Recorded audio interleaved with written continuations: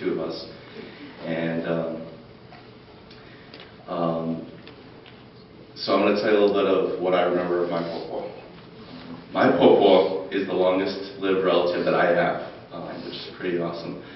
And if you understand the way that the Chinese calculate it, they count the gestation period as the first year. So she lived to see 100 Chinese years. And I have very fond memories of popo. And I honestly cannot remember even a single time when she scolded or punished me. She was really chill. And all in all, a really great grandma. So I had a very special relationship with popo, and I think probably everyone will say that. And it's all true. I think she has that way of making everyone feel very special.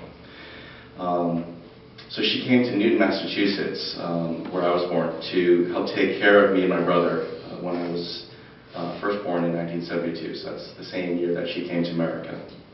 And so she stayed with our family until I was 2, at which time she went to go help with my younger cousin Jay.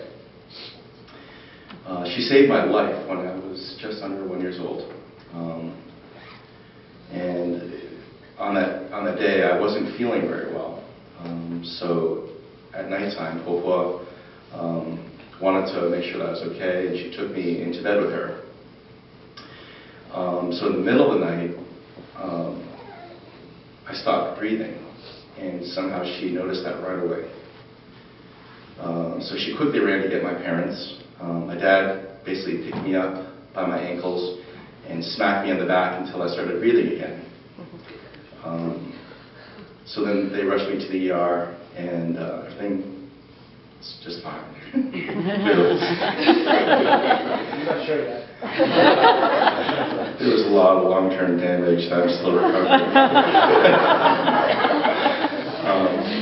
And not my last brush with death, but at any rate, so she saved my life, which is pretty cool. I think that helped create a very special bond. I think that she felt with me.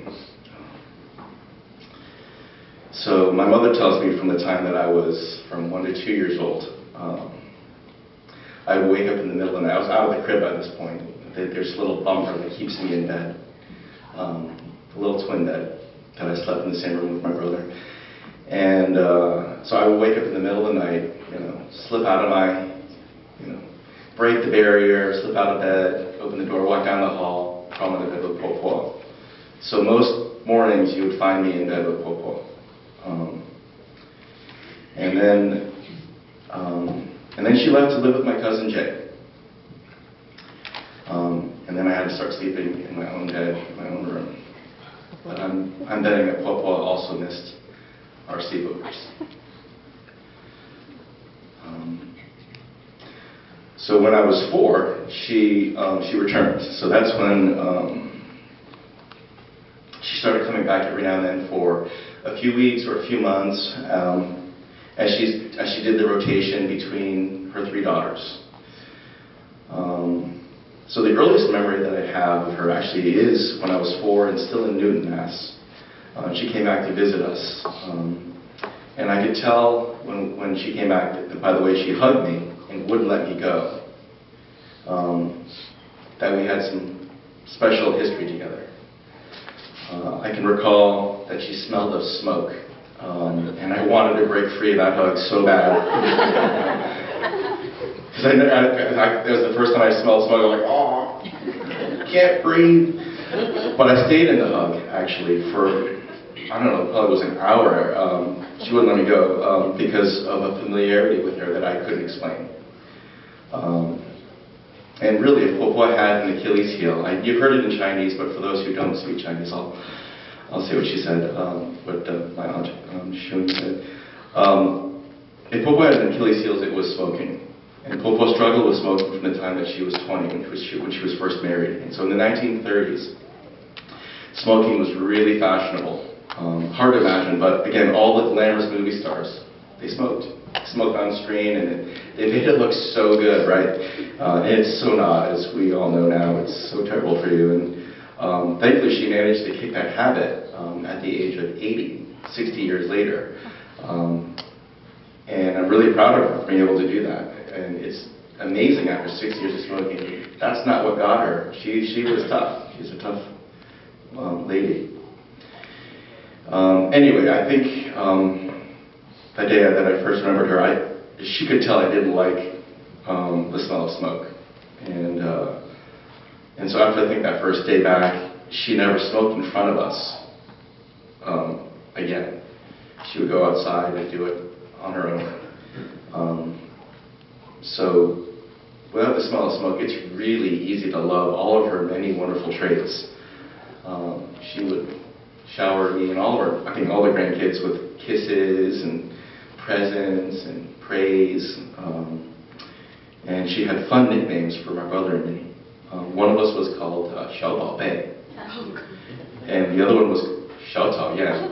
I'll let you guess which one's which. I know, it's a coin toss, right? So in addition to the generous red envelopes that she would bring on her visits, she also brought great presents because she was attuned to what we really liked. Popo knew that I was obsessed with motorcycles. And when she came to visit, she always brought me a tiny motorcycle toy. One day, shortly before one of her visits, I was rummaging in her room and found on the top shelf of her bedroom closet, she'd stashed away a beautiful, gorgeous, tiny little yellow miniature off-road motorcycle. I almost wanted to rip it open right there, but I really couldn't wait until next visits in hopes that maybe she would present that to me. And she did. And I was over the moon. So food, yeah, that's going to be a big topic. So, because Popo could cook the most amazing foods. And I will miss all of her amazing dishes, the hot ones and the cold ones. She's a real palate expander. Some of my favorites were the zongzi, the wontons, the sishangcai, cold roast duck, xunyu, roasted tea eggs, zhounangdan, kaofu, and that's just to name a few. They're so good. And they'll never taste the same made by anybody else, as you know the way Chinese cooking goes. And it's funny, even as a kid, I liked vegetables because Popo made them taste scrumptious. I also still hate celery, but if she made it, I would eat it. So she was, really way down the road here in time. She was there when I got married to Michelle, so she came to my wedding, which is awesome. And she readily accepted Michelle into our family, which is awesome too. She delighted when Ethan, our oldest son, was born. And on our first visit with Popo, she gave away my nickname to Ethan, Xiao Bao Bei.